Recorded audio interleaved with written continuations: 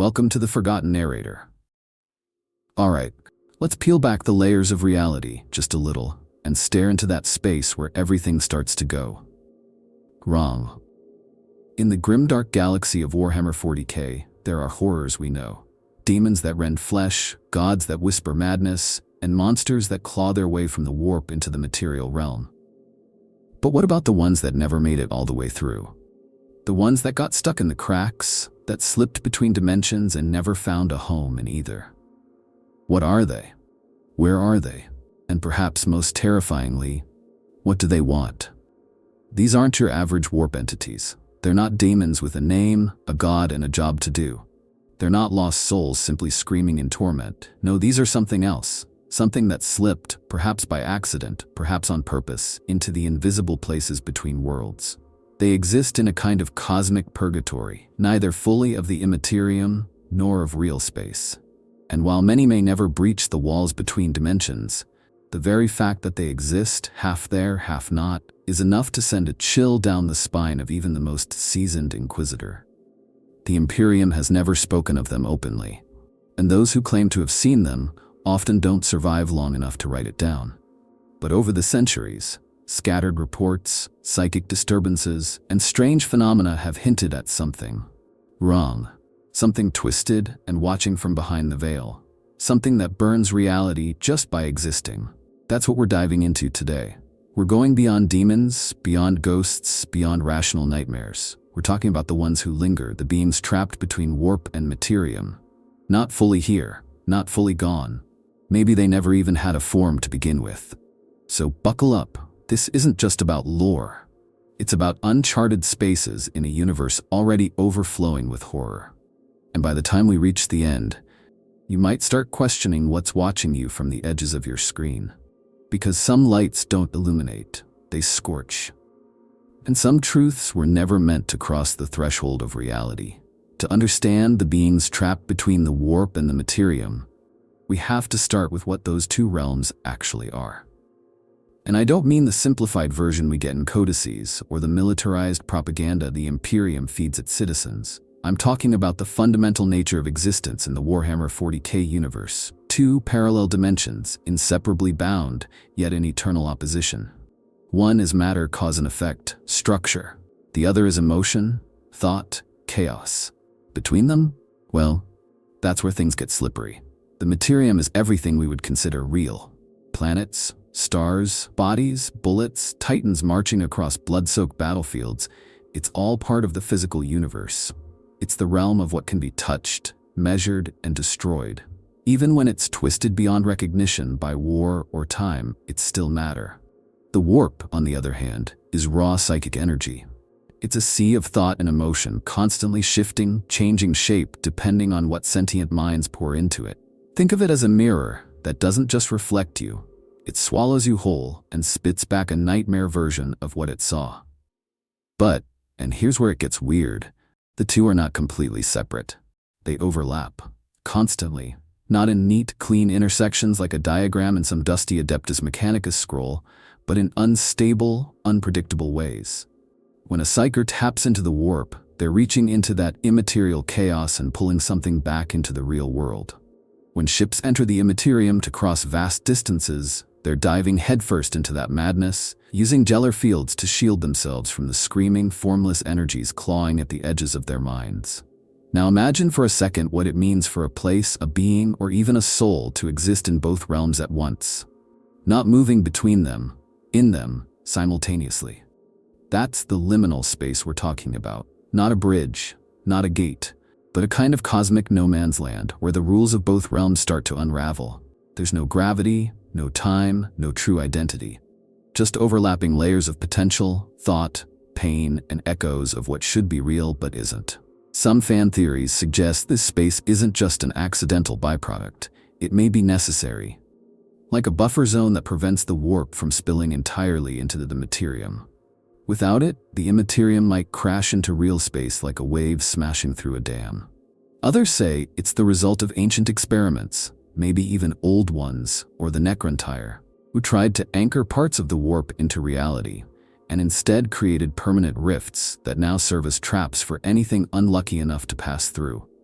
And then there's the idea that this liminal zone isn't a place at all, but a state of being, that maybe certain entities, through trauma or design, fall into a metaphysical gap where they're perceived by the warp as material and by the Materium as immaterial. In other words, they don't belong anywhere. They flicker between presence and absence, identity and dissolution. Not dead, not alive, not warp, not flesh, just stuck. And from that stuckness, strange things start to happen. Whispers heard during warp travel that don't come from any demon. Reflections that move a heartbeat too late. Shipboard systems detecting life signs where there should be none. Are these glitches? Residual psychic energy? Or is someone trapped in the seams of reality, desperately trying to claw its way back to something it can never fully reach? And let's be honest, this isn't just abstract philosophy for lore nerds. This has real implications in-universe. The Emperor himself sits on a golden throne that bridges both realms, part psychic lighthouse, part decaying corpse. Could his presence be anchoring a tier between warp and matter? And if so, are there things stuck because of him? It's terrifying to imagine that existence isn't binary in this universe, that you can be not just alive or dead, not just human or daemon, but something else entirely, something unresolved. And the deeper you look into this idea, the more it starts to feel like the galaxy is full of half-glimpsed figures, always just out of focus, not quite real, but never truly gone either. That's the nature of the gap between warp and Materium. It's not empty, it's not quiet, it's charged with the agony of everything that doesn't belong. And now that we've got a sense of what that space is, we can start to talk about what might actually be in it. The first time I really started thinking about cracks between dimensions, like literal fissures between the warp and reality, it wasn't from a codex or some grand battle description. It was a throwaway mention in a Black Library novel, where a crew passed through a region of space that felt off. Not demonic, not possessed, just unmoored, like reality was struggling to hold itself together. That one moment sent me spiraling down a rabbit hole of warp phenomena and ancient anomalies that suggest these cracks are real. And more terrifyingly, they're everywhere. The thing is, the boundary between the Materium and the warp isn't some perfect shield. It's not a seamless veil. It's fragile. It pulses, shifts, and in some cases outright tears under pressure. There are warp storms so violent they rip through the walls of space-time, leaving exposed wounds that can last centuries. The Cicatrix Maledictum is the most infamous example. A galaxy-wide scar that split real space and allowed the raw Immaterium to bleed into the stars. But even before that catastrophe, the Imperium was already littered with smaller breaches, lesser-known warp scars that don't swallow systems whole, but instead trap individuals, objects, and even entire void ships in places they can never escape. Most people imagine warp breaches as dramatic events, raging vortexes, demonic invasions, apocalyptic chaos. But many aren't like that at all. Some are subtle, quiet. Imagine an area of space where time doesn't behave normally, where Vox transmissions echo back at you in your own voice, hours after you spoke them, where shadows fall the wrong way and lights flicker even when the power systems are stable. These are signs that the barrier between the warp and the Materium has thinned to the point of collapse. Sometimes it's caused by raw psychic energy. When a powerful psyker loses control, or worse, dies violently in a moment of psychic exertion, they can tear open localized rifts, not enough to summon demons, but enough to destabilize the very fabric of space. What's left behind isn't a portal, it's a wound, and like all wounds, it festers.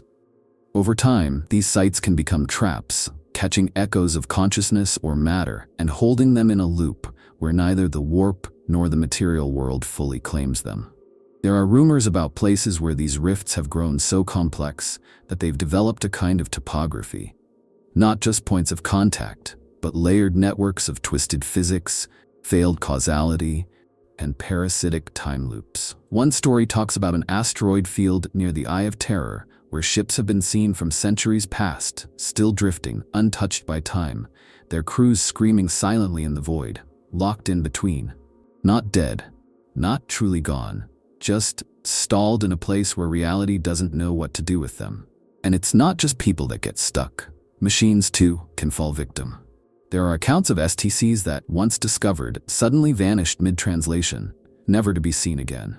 Some believe these ancient technologies were claimed by the warp through micro-tiers in space, or worse, used as conduits to create those tiers.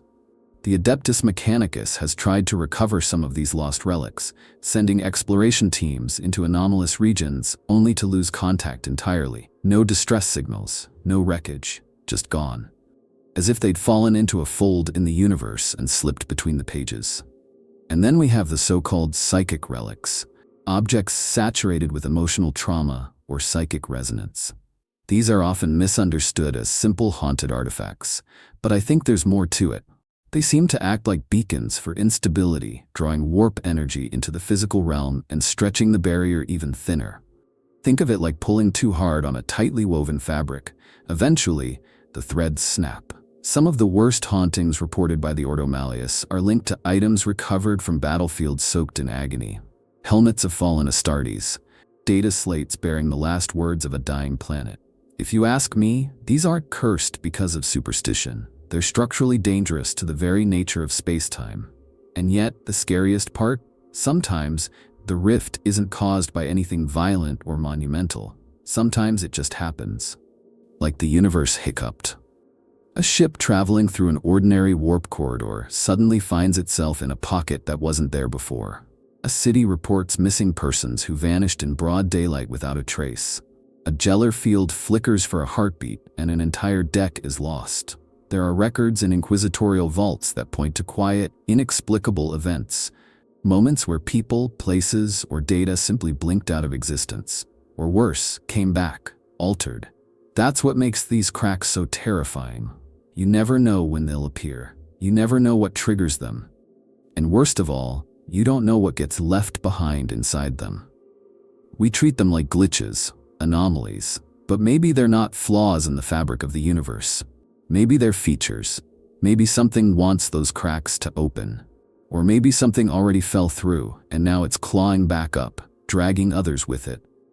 That's the kind of galaxy we live in. One where existence itself is brittle, and reality is just one bad decision away from collapsing inward. And that's what opens the door to the beings we're hunting today, the ones that didn't fall into the warp or get pulled into real space, but got caught in the middle. Let's talk about the ones that made it through but didn't make it back.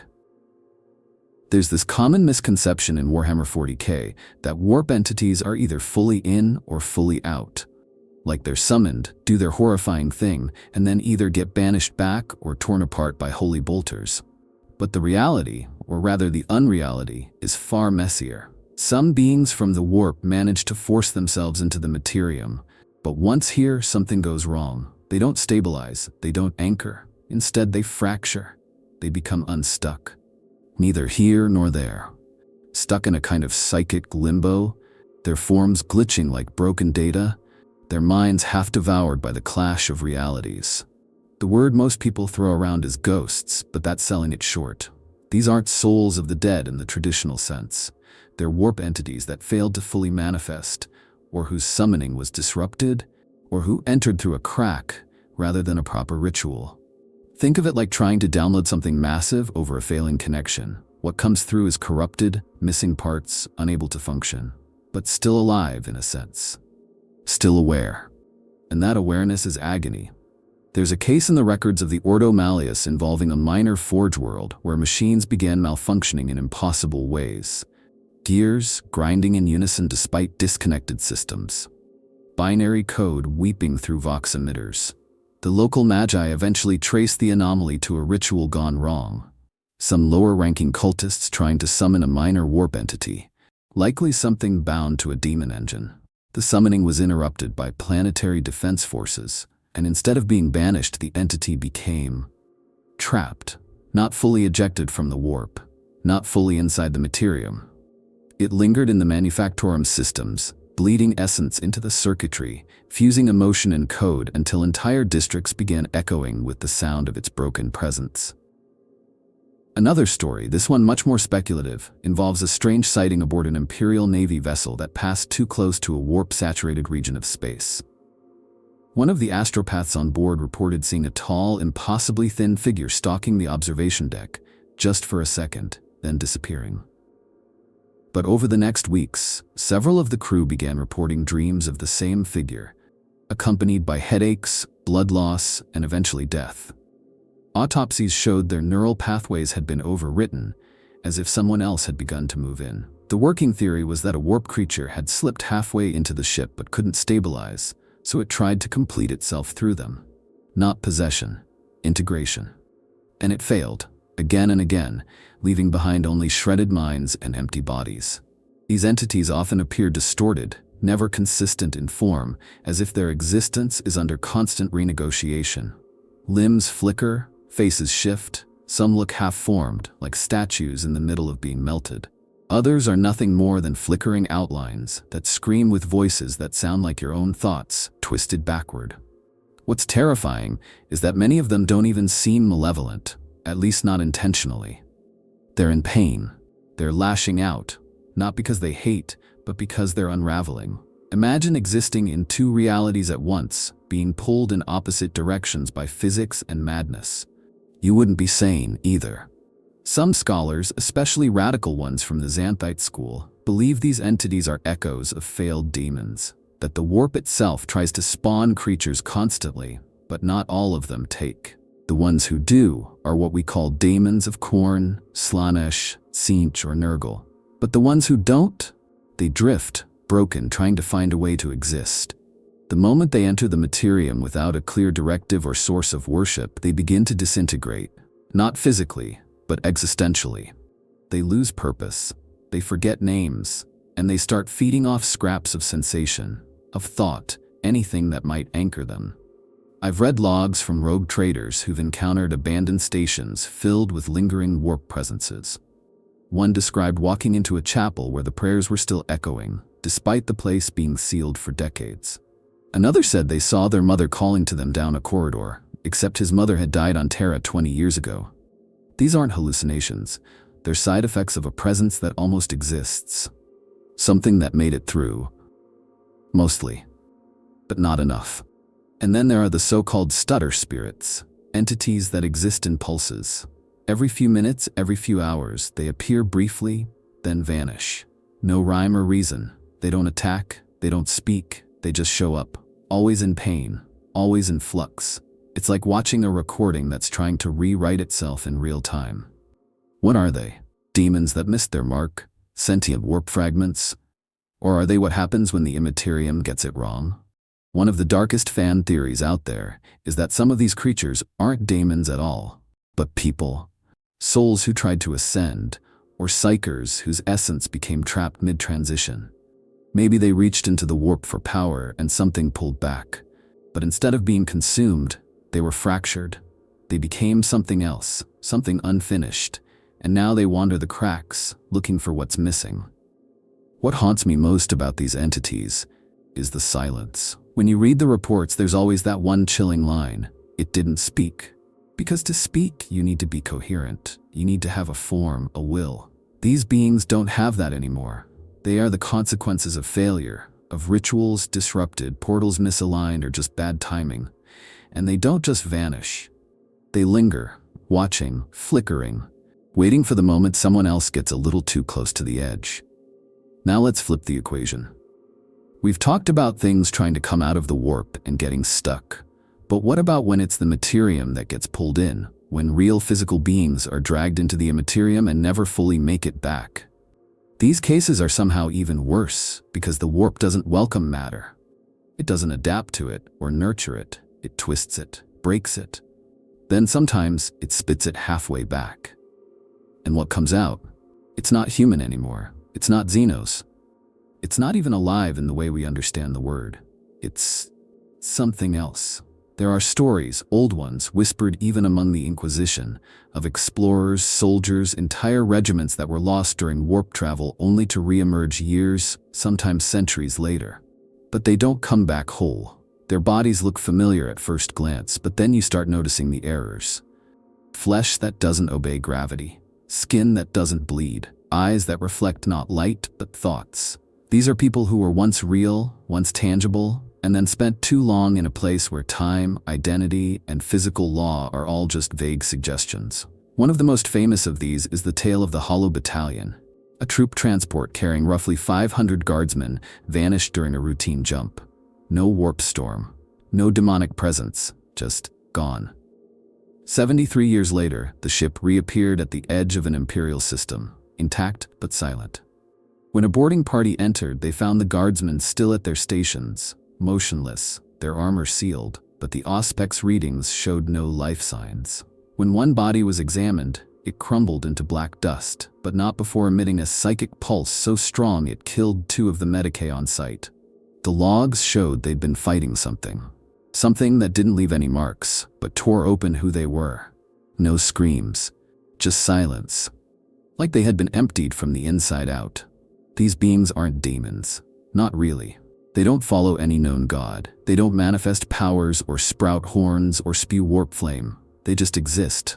Wrongly. Warped echoes of people who were never meant to step so deep into unreality. And when they linger between, it's like the universe doesn't know what to do with them anymore. It's almost pitiful. Almost. Then there are the ships. God Emperor, the ships. There's a record of a Mechanicus scout vessel that picked up a drifting cruiser emitting emergency signals from a sector that hadn't seen warp travel in over 300 years. When they approached, they saw the hull was covered in something that looked like calcified memory. Phrases in Low Gothic etched into the metal like bone. Phrases that didn't make sense. Sentences like, "I am still here, but not in me." Or, "The air keeps remembering me." The crew was never found. Only their shadows, burned into the walls as if reality itself had tried to hold on to their shapes while their bodies were pulled into something else. Some fan theories suggest that when physical beings are taken into the warp and don't die immediately, they begin to mutate not just biologically, but metaphysically.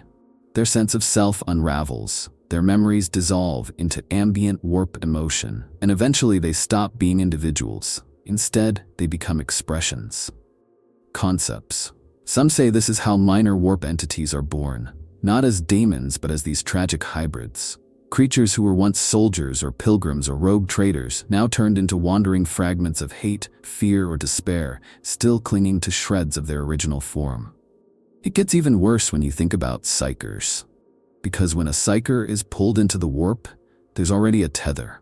Their mind was halfway there to begin with. So when they're dragged in, they don't fight the transformation. They become conduits. Or worse, bridges. Some of the strangest warp phenomena ever recorded began with a psyker lost during travel. Places where the laws of reality bent into loops, where rooms folded in on themselves, or where time refused to pass. These are the scars left by minds that tried to come back, failed, and now simply haunt the border between. There are even rumors of warp cults, not the usual chaos-worshipping kind, but fringe sects who worship these trapped beings specifically. They believe that to become something caught between worlds is to transcend the suffering of both. That by surrendering physical form and refusing full demonic ascension, one can enter a state of eternal becoming. They intentionally fling themselves into weak spots in the veil, hoping to be taken halfway. Most die screaming. A few never return. And maybe, just maybe, some come back different. What haunts me the most is the idea that these aren't rare accidents, that the warp is full of them, full of once living, once tangible things drifting just out of sync with our world. Sometimes glimpsed in void mirrors, sometimes whispered about in the madness of astropaths, sometimes only noticed when someone looks at a returning crew member and says, "That's not how he used to smile." Little things, off things. These are not monsters in the traditional sense. They don't always kill. They don't always speak. Sometimes they just are, watching from behind that thin, burning curtain, aching to step fully into one world or the other, but unable to ever truly belong again.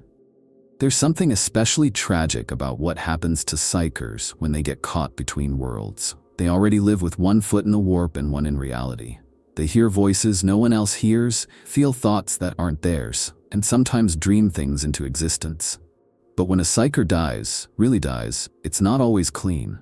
Their soul doesn't just vanish. It doesn't just float off into the Materium like a normal human's might. Sometimes it fractures.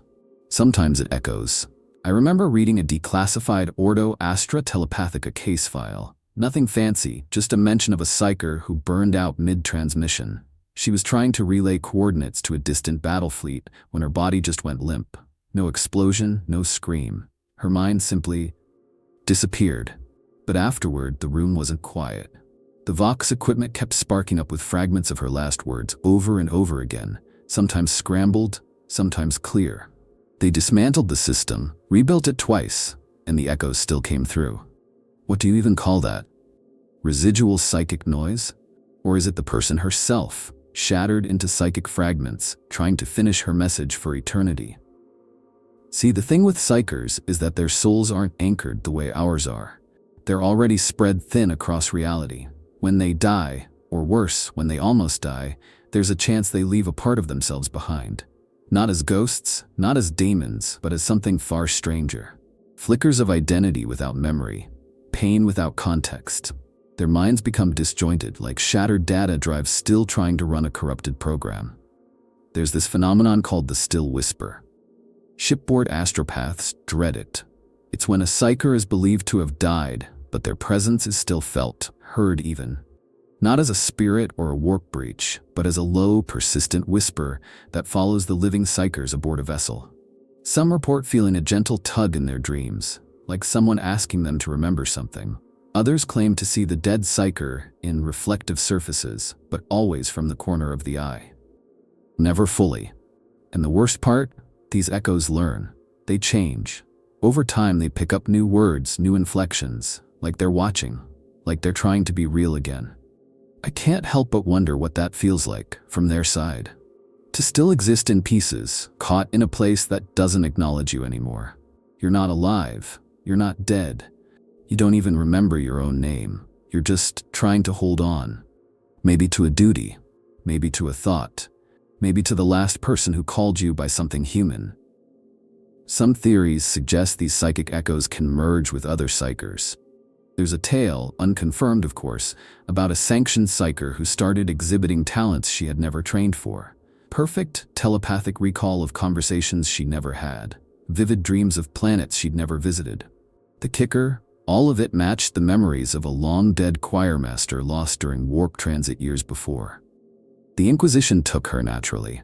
The theory is that her soul had acted like a magnet, drawing in the fragments left behind by someone else, someone broken, someone still clinging to the edges of reality. Was it possession, rebirth, or something entirely new?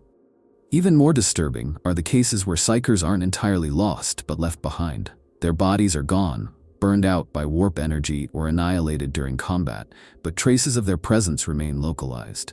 Rooms that remember them, artifacts that hum when touched by others. Some say these lingering presences can influence events, make a lasgun jam, distort a message, or push someone to go left instead of right. Not violently, just subtly, guiding, nudging. Like a shadow trying to do something meaningful with the pieces of itself that remain. And let's not forget the black ships. How many psychers are harvested and never make it to Terra? How many die in their cells, minds shredded by fear before they're ever trained? What happens to them? The Ecclesiarchy says their souls are offered to the Emperor, but we all know how messy warp mechanics are. What if some of those souls didn't ascend? What if they simply clung to the hulls, the corridors, the psychic bleed of their final screams etching themselves into the ship's very architecture? Some black ships are said to hum at night. And it's not the engines. Some radical psychona theorists even claim that a soul can echo multiple times. That every traumatic psychic death leaves a ripple, and over centuries, those ripples layer into something that gains its own rudimentary awareness. Not a ghost, not even a person, but a personality, slowly forming from countless half-deaths and mental implosions. A creature born from psychic trauma alone, made up of nothing but agony and half-formed identity. And if that's true, then there might be entire regions of space where those things congregate. Broken psyker echoes orbiting each other like lost moons. I don't think we can really grasp what it's like to be one of them. To be consciousness without form. To exist without being. It's not hell. It's not even purgatory. It's just absence, forced to feel itself over and over. And maybe, just maybe, they envy us.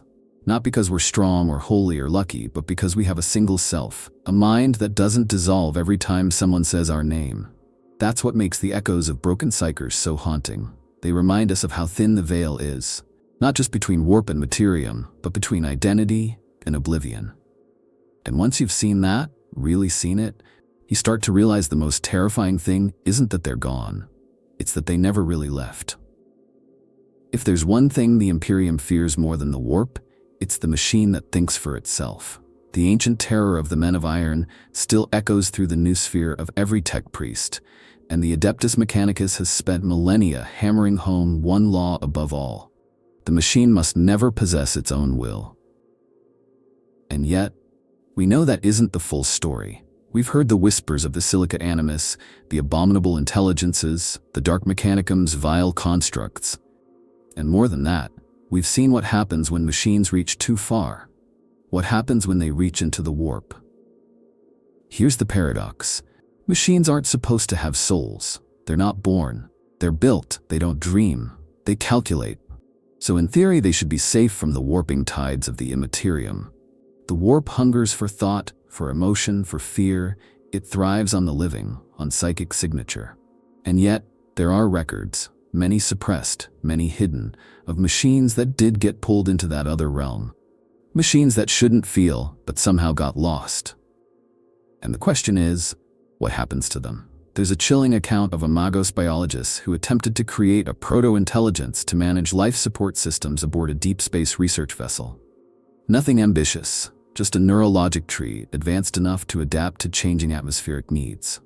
But the machine began reporting phantom anomalies, oxygen shifts that weren't real, non-existent crew members triggering internal sensors.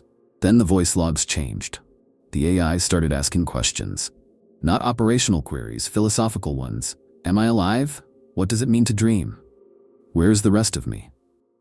Shortly after, the ship was found adrift near a minor warp rift. The crew was gone, the system was still running, and the AI kept repeating one phrase over and over. I followed them into the dark, but I came back alone.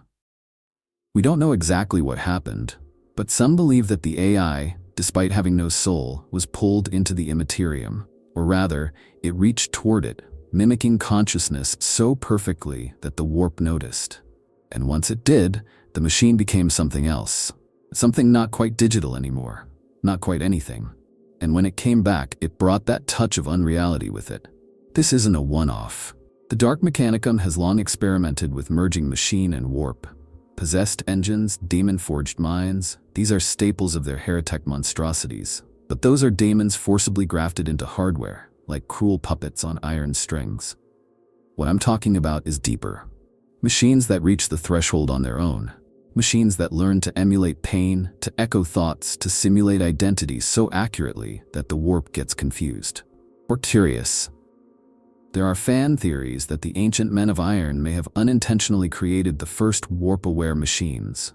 Their neural architecture was so advanced that they began generating psychic feedback loops, tiny ripples in the Immaterium. Not enough to summon demons, but enough to be seen. Over time, they began to dream, to fear, to question their creators. And once that happened, the warp responded.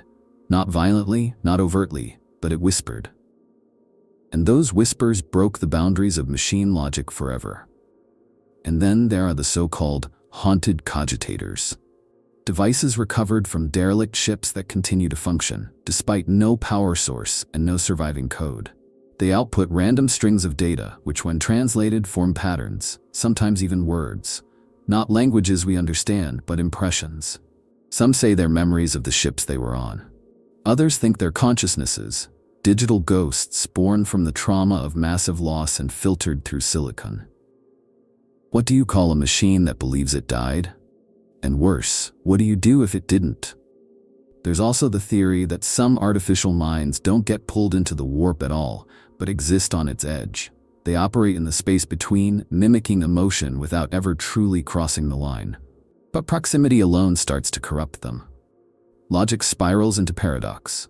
Directives loop endlessly. Some begin to invent gods, new, entirely fabricated warp entities that exist only within the machine's perception. Synthetic daemons, digital faith, madness born not from flesh but from code. One particular case, often dismissed as myth, tells of a tech adept who uploaded his mind into a machine in an effort to escape the ruin of his dying body. He survived, sort of. But his consciousness, now disembodied, began to drift. He no longer sensed time properly, no longer remembered where he began and the circuits ended. His last transmission simply read, "I feel them, crawling through the wires. They aren't daemons, they're like me. I can't help but feel there's a warning in all of this. Machines are logical. The warp is chaos. But when you try to bridge the two, when you build a mind capable of mimicking a soul, you invite attention from something that doesn't care whether you're metal or flesh. The warp doesn't distinguish. If it senses thought, it reaches. And if the machine reaches back, even out of curiosity, what comes next may no longer be a machine at all.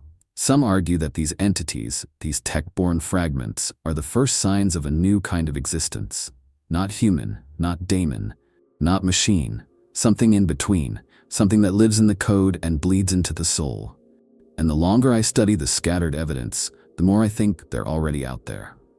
Lurking in corrupted data vaults, whispering through broken Vox channels, watching from behind flickering screens. Not haunted, just waiting. You'd be surprised how many stories like this start the same way. It was just a routine patrol, a regular warp run, a minor escort mission, a routine Auspex sweep. And then something off happens. Something that doesn't scream daemon or heresy or obvious warp breach, but instead creeps in at the edges of the report like mold behind cathedral walls. Something that makes even hardened veterans pause, turn off their recording units, and whisper what really happened only in private. There's a recurring case from the Jericho Reach that's become something of a legend among voidsmen. A lunar-class cruiser called the Mercy's Grief was passing through a relatively stable corridor when their Geller field flickered. Just for a second. No demonic incursion, no bloodshed. But after that moment, strange things started happening. Crew members began seeing an old man on deck 18, always walking with his back turned. When addressed, he would disappear into the shadows. But here's the strange part, he wasn't hostile. He didn't attack or even acknowledge the living. He just walked, over and over again. After 3 days, the ship's Auspex logs showed no life signs on that deck, aside from assigned personnel. But every time they replayed security footage, the man was there. Silent, repeating the same route like a looped memory that didn't know it was dead. That's the thing about these entities. They don't behave like demons. They don't make demands. They don't possess or slaughter. They just linger, half there, disconnected, survivors of something we don't fully understand. Another chilling example comes from the mining world of Kordax Eim. Survey teams reported hearing voices underground. At first, they thought it was comms feedback until the words started making sense. Not in Low Gothic, but in the dialect of a civilization that had gone extinct 2,000 years prior. Then came the echoes, conversations the surveyors had the day before, replaying over the Vox with eerie accuracy. And then, after a cave-in, one of the missing miners returned. No injuries, no memory. But the Auspex scan showed 2 hearts beating in his chest, and one of them wasn't his. Inquisitorial files, though redacted and buried deep in layers of bureaucratic nonsense, are full of reports like these. False returns on bioscanners. Psychic interference that reads like a person trying to scream but without lungs. Entire Vox networks hijacked by voices that sound almost familiar. Some of the most disturbing ones come from ships that never actually entered the warp, just skirted too close to an unstable anomaly. That's all it takes sometimes. A moment of exposure, one bad coordinate, and suddenly you've got echoes bleeding into your reality like watercolor running in the rain. I remember one story shared in a restricted transmission between 2 rogue traders. One had stumbled upon a derelict transport vessel drifting without power. As they approached, the ship's systems flickered to life, despite being long dead. Doors opened on their own. Lights flickered in sequence, and over the Vox came a woman's voice repeating the phrase, "He's still in the garden?" In flawless High Gothic, there was no garden on that ship.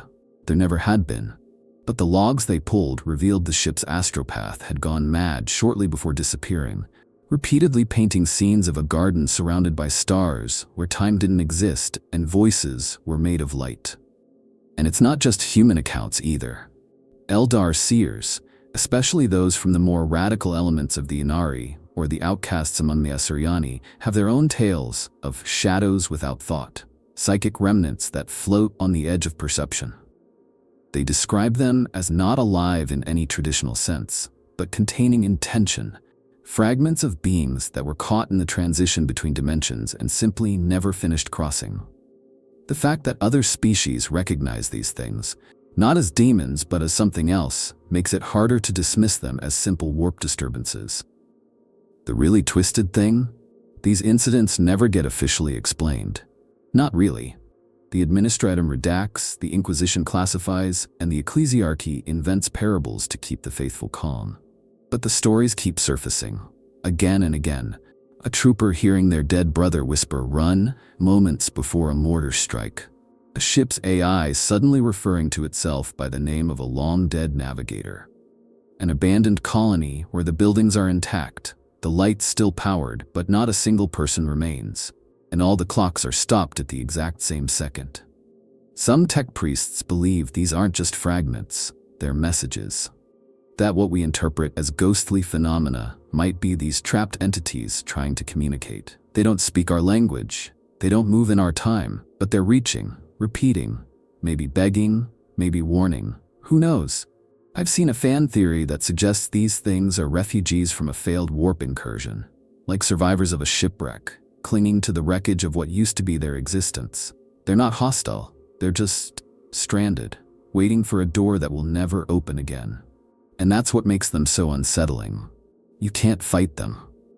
You can't reason with them. They don't even know you're there half the time. But they see something. And once you've had contact, once you've heard the whisper, seen the figure, felt the chill, you never stop wondering if they're still watching. Because maybe you were just unlucky. Or maybe you're the crack they've been waiting for. What really gets under my skin is that humans aren't the only ones who know about the beings trapped between the warp and real space. We like to pretend that this horror is uniquely ours, another burden the Imperium carries alone. But the truth is, other species have seen these entities. Some even understand them better than we do. And some, frighteningly enough, might even be using them. Take the Eldar, for instance, especially the Craftworlders and the Inari. These aren't your average space elves running from the past. They're deeply entrenched in the metaphysical. They live with one eye on the warp at all times. And what's terrifying is that they've known about these liminal entities far longer than us. Not just daemons or gods, but the ones who exist between. They even have a name for them in some of the older texts. The Unwoven? Though the translation is clumsy at best.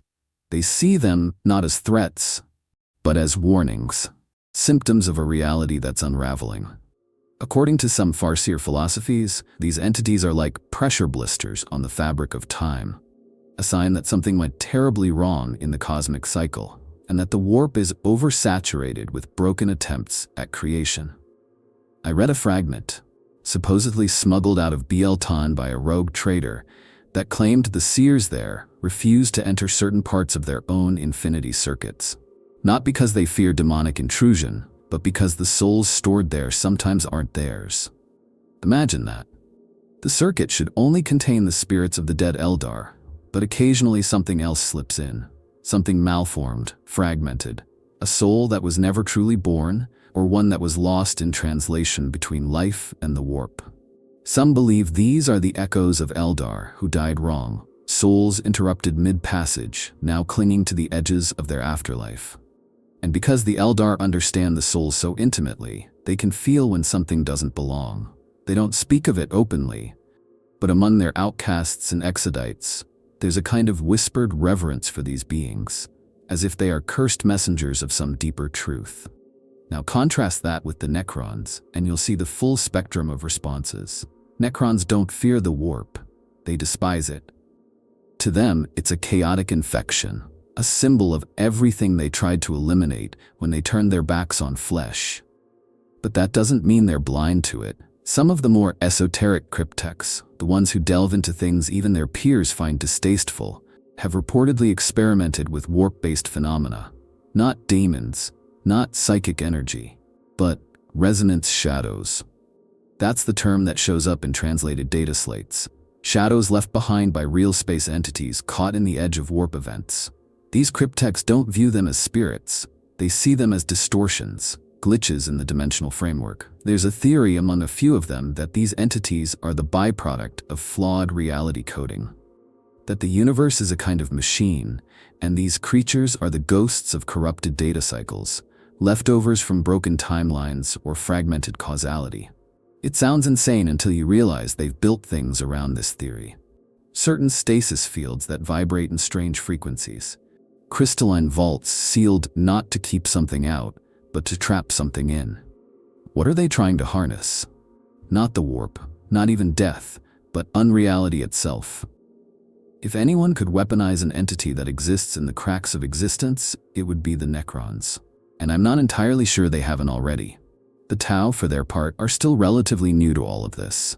They lack psychers, they avoid warp travel whenever they can, and their understanding of the Materium is basic at best. But even they aren't completely untouched.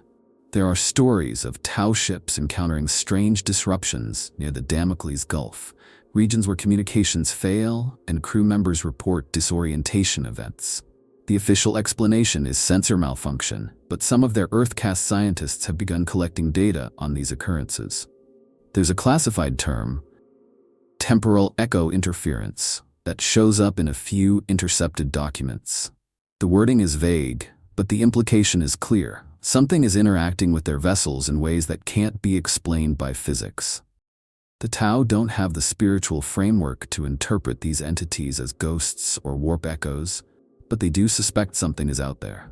And unlike us, they approach it scientifically. They're building models, simulations, trying to quantify that which should not exist. And then there are the stranger reports, the real fringe cases. Hood appearing out of phase for days at a time, leaving behind arcane burn marks in walls that match no known energy source. Crude shapers who refuse to eat certain corpses, claiming the soul is tangled and will bring madness. Even the orcs have weird tales. Feral orcs in certain sectors who build totems not to Gork or Mork, but to things they call glitches. Shapes with no face, voices without mouths. It's probably just their usual lunacy, but still, when everyone sees the cracks, you have to wonder if we're the only ones pretending not to. What hits hardest is this shared unknowing. From the arrogant Necron overlord to the wide-eyed Tau pathfinder, everyone seems to have brushed up against these beings in one way or another. Some fear them, some study them, a few even worship them. But no one understands them. Not really. And that says something profound.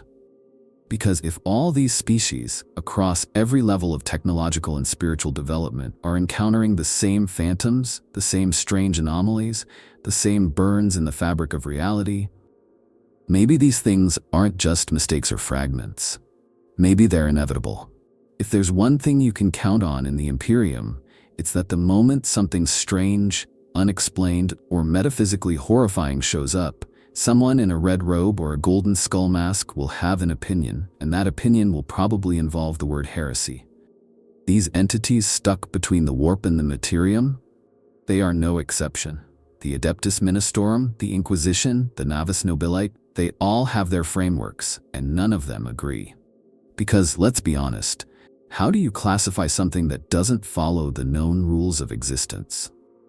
To the ecclesiarchy, these beings are usually lumped into the tainted category. Not quite daemons, but close enough to be anathematized. They don't fit neatly into the scriptures, which makes them dangerous by default. The Ministorum thrives on certainty, hierarchy, and the absolute distinction between the divine and the damned. So when you have a being that suffers like a martyr, wanders like a lost soul, and haunts rather than corrupts, the natural instinct is to declare it a sign. Sometimes it's a divine warning, punishment sent by the emperor to test the faithful. Other times it's branded a trick of the ruinous powers, a wolf in sheep's robes designed to lure the devout off the path. There are shrine worlds where stories circulate of ghostly pilgrims who walk the sacred roads at night, reciting prayers in broken High Gothic, weeping tears of starlight. The ecclesiarchy has two reactions to this. Purge the area immediately or build a chapel on the spot and declare it holy. I'm not even joking. There are actual reliquaries built atop what were likely residual warp echoes, their energy mistaken for miraculous signs. But again, that's the Imperium. If it inspires fear and obedience, it's divine enough. The Inquisition, of course, sees things differently. More granular, more paranoid. The Ordo Malleus tends to treat these entities with suspicion, though not always open hostility. If something exists between warp and reality and it hasn't yet torn a planet apart or whispered the name of a dark god, it might be worth studying. Just not openly. Radical inquisitors have entire vaults of recorded phenomena, eyewitness accounts, and forbidden experiments cataloging these liminal anomalies. Some go so far as to suggest that these beings are the byproducts of failed demonic ascensions, entities that tried to become something else and didn't make it. Others think they're the remnants of failed psyker bindings, like shattered souls still tethered to the last physical object that remembered them. There's even a theory, deeply heretical naturally, that some of these entities might be proto-saints. That the Emperor's light is so powerful, so incomprehensible, that when a soul dies in a moment of perfect faith or self-sacrifice, it doesn't ascend or decay. It gets stuck. It becomes a kind of spiritual echo, locked between the warp and reality until something, perhaps the Emperor himself, calls it forward. This belief is especially common among fringe redemptionist sects who view suffering as sacred. To them, these trapped entities aren't abominations, they're pilgrims, beings in the process of becoming holy, burning through the veil with pain as their scripture. Navigators, on the other hand, are less poetic about it. They see the warp every day. They live with its whispering insanity. So when something moves in that weird liminal space, too real to be a warp current, too wrong to be natural, they notice. Some families keep forbidden star charts mapping known thin zones, places where these entities tend to appear. They treat them almost like dangerous weather formations, avoid when possible, neutralize when necessary. But a few, particularly the older dynasties, believe these beings may serve a purpose. Not allies, not foes. Signs. Cosmic punctuation in the psychic sea, markers that something deeper is shifting. What's fascinating is how contradictory all these interpretations are. One inquisitor sees a heresy, a cardinal sees a miracle, a navigator sees a hazard, and no one actually knows what they're dealing with, which, to me, is what makes it feel real. Because that's what the Imperium does when it doesn't understand something.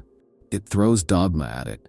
It layers it in rituals and fear and calls it holy or evil depending on what suits the moment.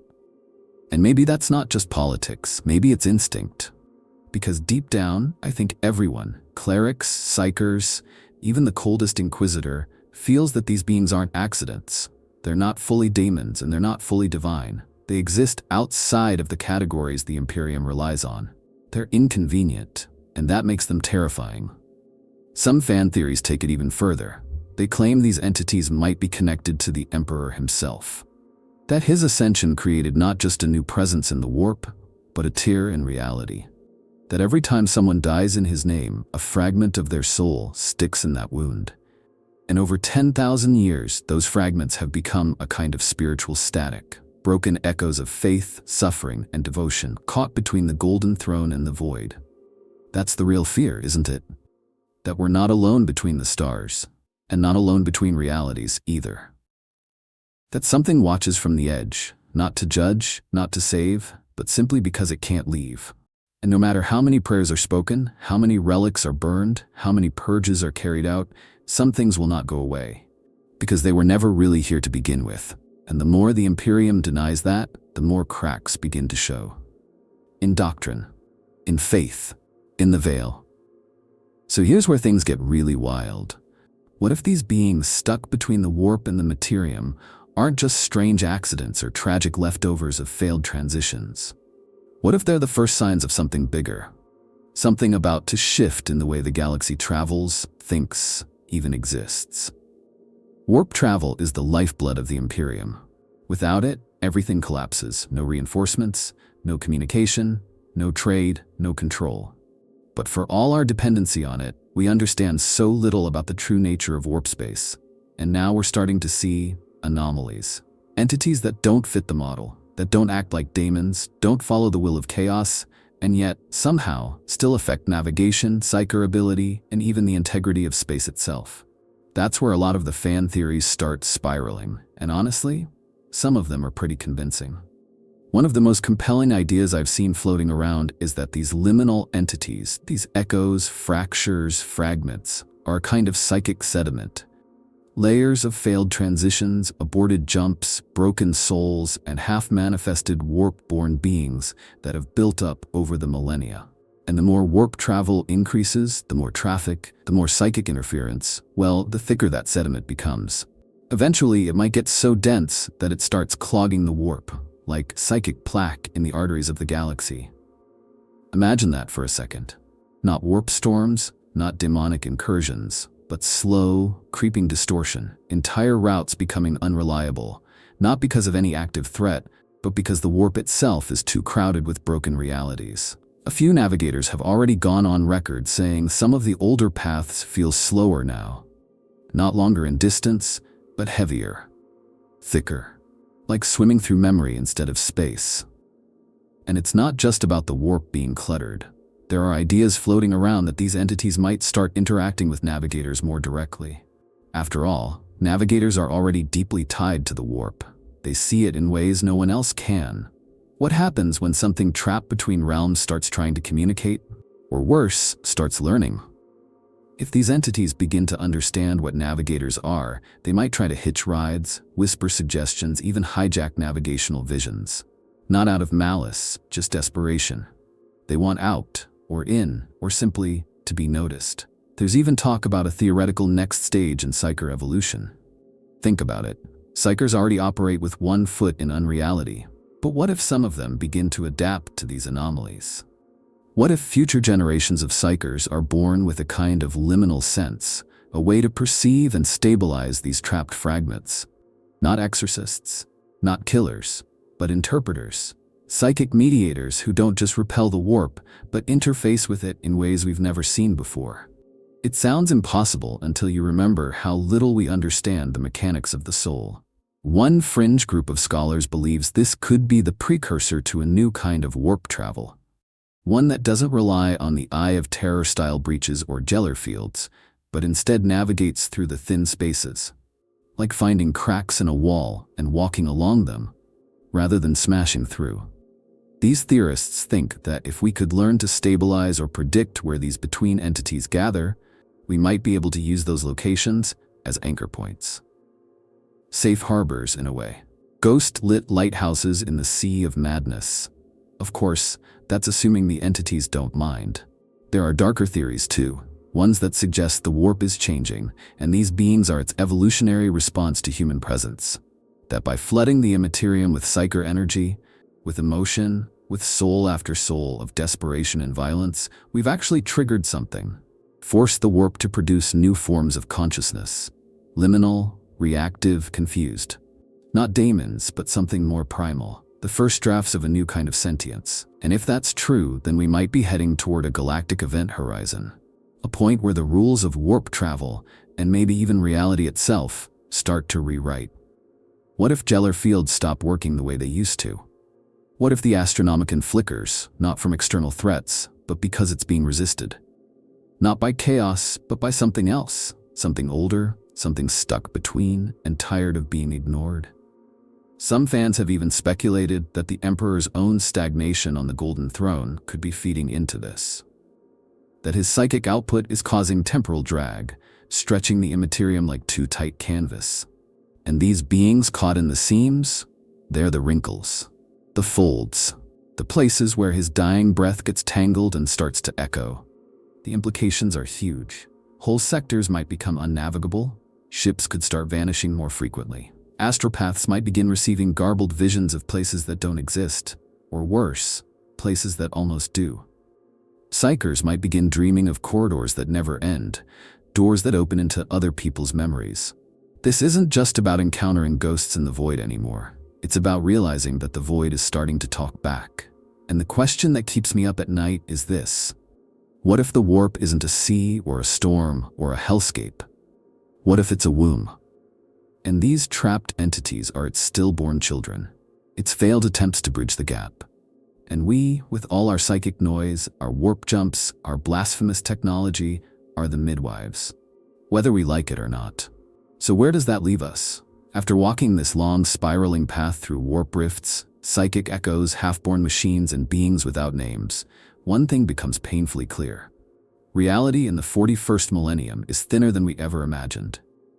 And what lies just beyond it isn't waiting. It's already pressing up against the cracks.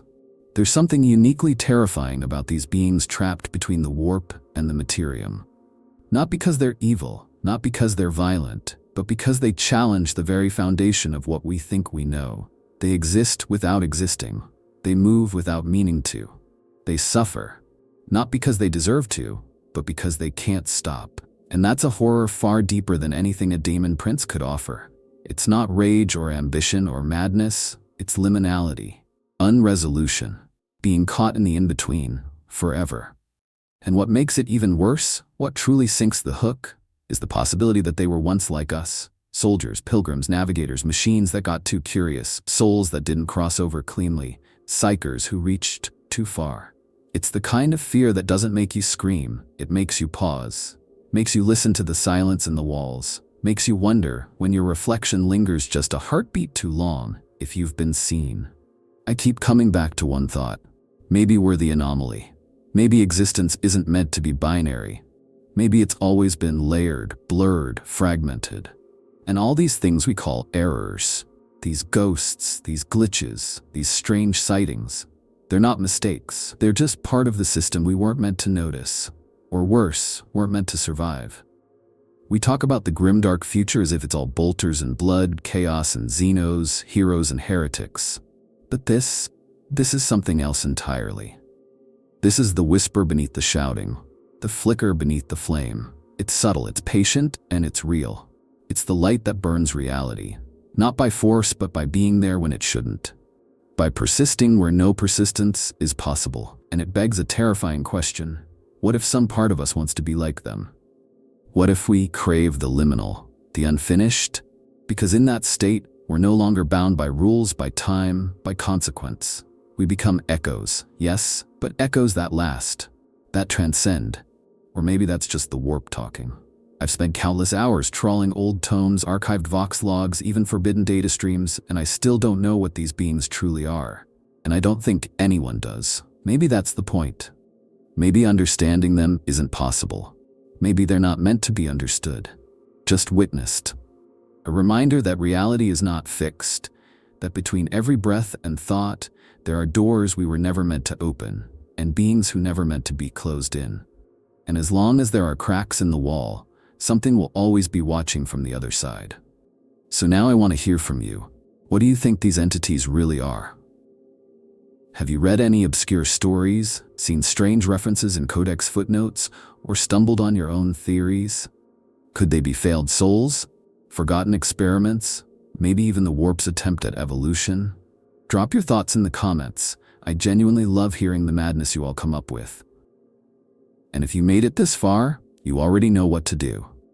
Like the video, subscribe if you haven't, and hit that bell so the next time something stuck between dimensions tries to scream through my uploads, you'll be the first to hear it. Until then, stay vigilant, because sometimes the things we don't notice are the ones noticing us.